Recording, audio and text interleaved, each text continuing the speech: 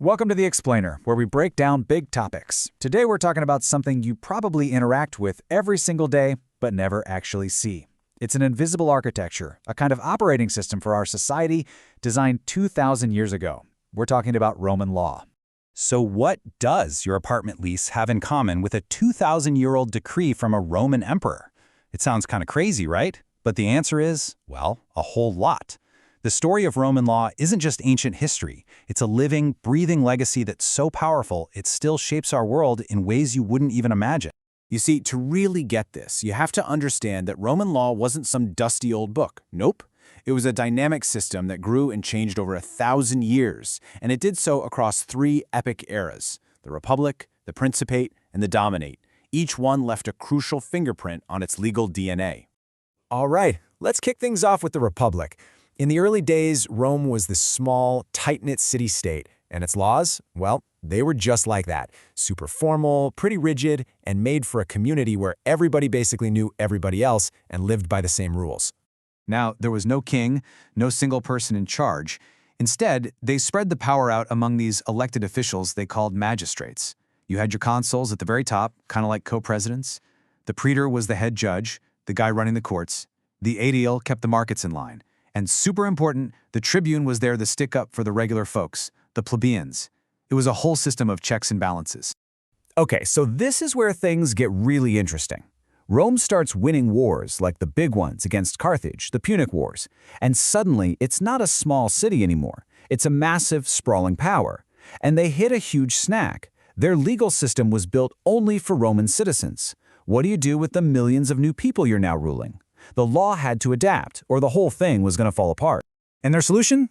Absolutely brilliant. They didn't just toss out the old law, they built on top of it. They created a second praetor, the foreigner praetor. So the original guy, the city praetor, kept handling cases between citizens with the old strict rules. But this new praetor, he had to deal with everyone else. So he developed this much more flexible, common sense law based on fairness. And guess what? This new, practical approach started to bleed over and modernize the entire legal system. All right, that brings us to the next phase, the Principate. This is the time of the first emperors. Think Augustus. And this, right here, is the absolute golden age of Roman law. This is when it went from being just a set of rules to a truly sophisticated science, shaped by some of the most brilliant legal minds in history. So the Republic is over, and now you've got an emperor, the Princeps. But, and this is key, at first he wasn't a king in the way we think of one. The official title was first among equals.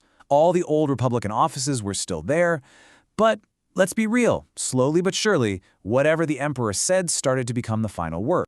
So how exactly did an emperor's word become law? Well, it happened through four main channels. You had edicts, which were basically public announcements for everyone. Rescripts were his written replies to specific legal questions, kind of like a legal advice column from the most powerful person in the world. Mandates were direct orders to his officials, and decrees were his rulings when he acted as a judge. And yeah, over time, all of these started to carry the full weight of law. And it's during this time, with all this new legal energy, that the great legal thinkers, the jurists, started to dig deeper. They weren't just interested in the black and white text anymore. They wanted to get to the heart of the matter, which is perfectly summed up in this Latin phrase here. Which basically means what you actually intend to do matters more than the fancy words you use to pretend you're doing something else. And this was a huge shift. The law started to care about what was really going on in people's minds. If you sign a contract to sell me a horse for 1 coin, but we both know it's really a gift, the law would now see it for what it is, a gift, substance over form. This built trust, and it allowed for complex business deals because you knew the spirit of the deal mattered more than a sneaky technicality. That's the very foundation of good faith in modern contract law. But, like all golden ages, it had to come to an end. The empire enters its third phase, the Dominate, and it is a period of absolute chaos. But it's out of this crisis that one of the most important legal projects in all of human history is born.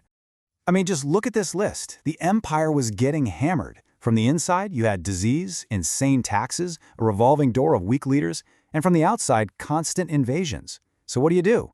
Well, emperors like Diocletian tried to lock it all down. They grabbed absolute power, becoming total rulers, just to try and hold the pieces together. And all that chaos leads us to this guy, Emperor Justinian. He's sitting in the Eastern Roman Empire in the 6th century, looking back at 1,000 years of Roman laws, writings, and debates. And he has this terrifying thought. What if all this is lost forever? So he orders this monumental project. Collect it all, organize it, and save it. The result was the Corpus Juris Civilis, the body of civil law. And hey, this was no simple copy and paste job. Justinian's team were editors. They took on centuries-old legal squabbles and settled them for good. For example, there was this huge debate. If I take your grapes and make wine, who owns the wine? They came up with a clever compromise. If you can change it back to what it was, the original owner of the materials keeps it. If you can't, like turning wine back into grapes, the creator owns it. They were building a definitive rulebook for the ages. So even though the Western Empire in Rome did eventually fall, Justinian's code was safe and sound in the East. It basically acted like a time capsule, preserving all of that Roman legal genius through the Dark Ages, just waiting to be rediscovered. And when scholars in Europe finally got their hands on it again centuries later, it was a revelation. It was like finding the complete instruction manual for how to run a sophisticated society.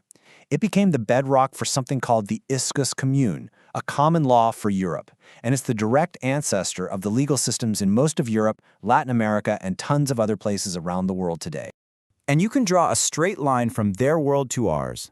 The Roman concept of the pater familias, the father as the head of the family, that's the ancestor of our ideas about legal guardianship. Bona fide, good faith, that's a cornerstone of contract law everywhere. The testamentum, or the will, yep, that's where our inheritance laws come from. And dominium, this idea of absolute ownership, that's the very core of what we call private property right. Even little phrases like this one, semele heirs semper heirs, once an heir, always an heir, show you how their thinking is baked into our own. It means that once you accept an inheritance, that's it. It's a permanent deal. You can't just back out. It creates certainty and stability, two things the Romans absolutely prized in their legal system. So, when you step back and look at it all, Roman law isn't just some dusty thing in a history book. It really is the ghost in our machine. It's the invisible operating system running in the background of our society. So the next time you sign a lease, or argue about a contract, or even write a will, just remember, you're part of a conversation that stretches all the way back to the courtrooms and emperors of ancient Rome.